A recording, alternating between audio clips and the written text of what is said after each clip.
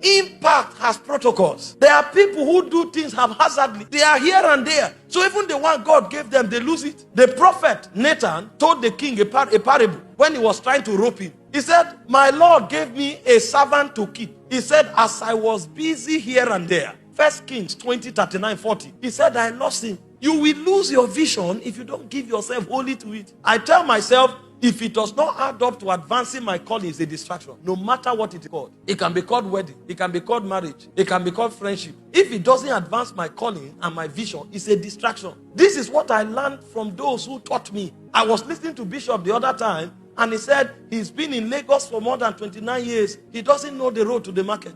He didn't start big. There was a time when he too trekked, but he was focused. So everybody had their department. The apostle said, it is not meet for us to give ourselves to tables. He said we'll continually give ourselves to prayer and to the ministry of the word. Acts chapter 6 verse 4. If you don't give yourself wholly, you will fail. Paul didn't say you will profit because hands were laid on you. It's a blessing. Paul didn't say you will profit because prophecies went on you. It's a blessing. He said it's when you meditate on it, it's when you give yourself wholly that your profiting will be made manifest. Some of us have given ourselves partially to our calling. That's why we are where we are. That's why you are seeing people who you mentored now shaking the word and you are frustrated. You have not given yourself wholly. Many things will compete for your time, but discipline requires that you structure your program according to priorities. There are many things I would have loved to do. I can't do them because necessity is laid upon me. Give yourself wholly. Partial giving does not change the world. Ask people who are impacting their world. They are wasted on their calling. And that's why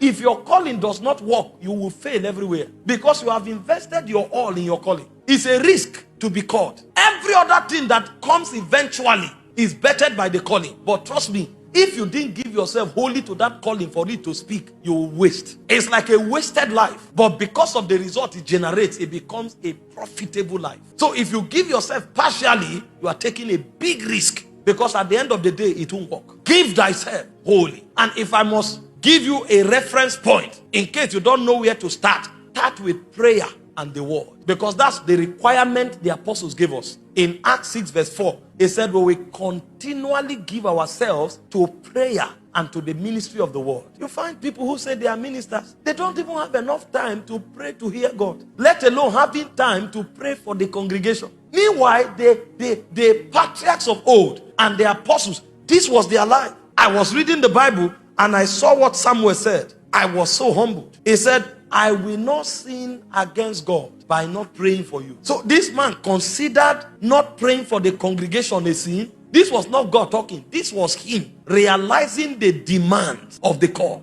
That's a whole nation. And you wonder why Samuel could bring a whole city under the radar of God. The Bible said in Naioth Ramah, where Samuel dwelt, Saul came to arrest him. Nobody confronted him. The whole army began to prophesy. This one is beyond the mantle. This is a radar. When Saul came himself, Saul tore his garment, prophesied naked from night till morning. In the days of Samuel, he was more potent than the armed forces. If you study Samuel 7, when the Midianites, the Canaanites wanted to destroy Israel, the army paralyzed. They brought a prophet. And Samuel showed up, erected a stone in verse 12, and called it Ebenezer. And he said, hitherto has the Lord helped us. And the Bible said, the hand of God was perpetually against the Philistines all the days of Samuel's life. To let you know, this was Samuel's ordination. All the days of his life. And he said the lands that were taken from them were restored from Ekron unto Gath. A man became an army. A man became a covering for a nation. But what was the foundation? I will not sin against God by not praying for you. He was so sure of the calling that in the last days of his life, he stood publicly and lifted his hand. If I've taken one lamb from anybody, come and accuse me. Nobody could accuse the man. He knew what to commit himself to. I'm not talking this one that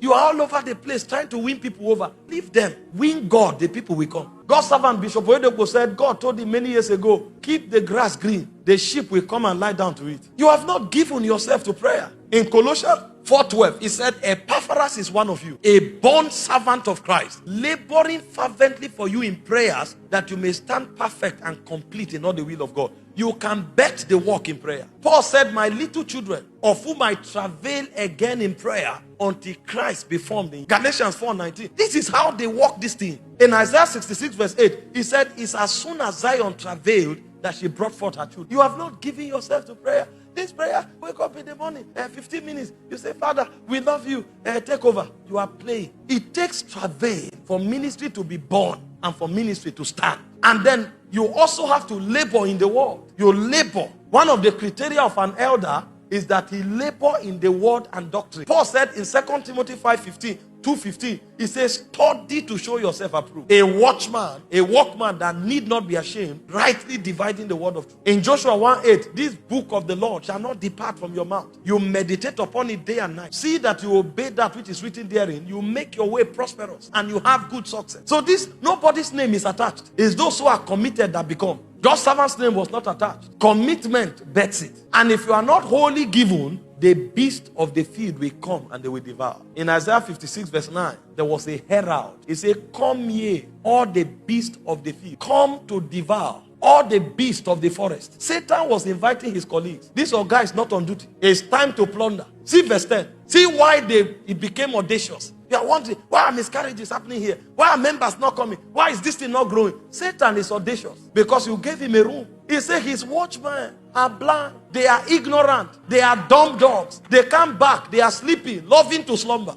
So when they see that you are off guard, there is an alarm. This is our opportunity. They will plunder. Ignorant, not giving to the word. Blind, dumb, not giving to prayer. So we can now have liberty. And they show up and destroy the work of God. If you want to be impactful, you must be given wholly and wholly to prayer and to the ministry of the word.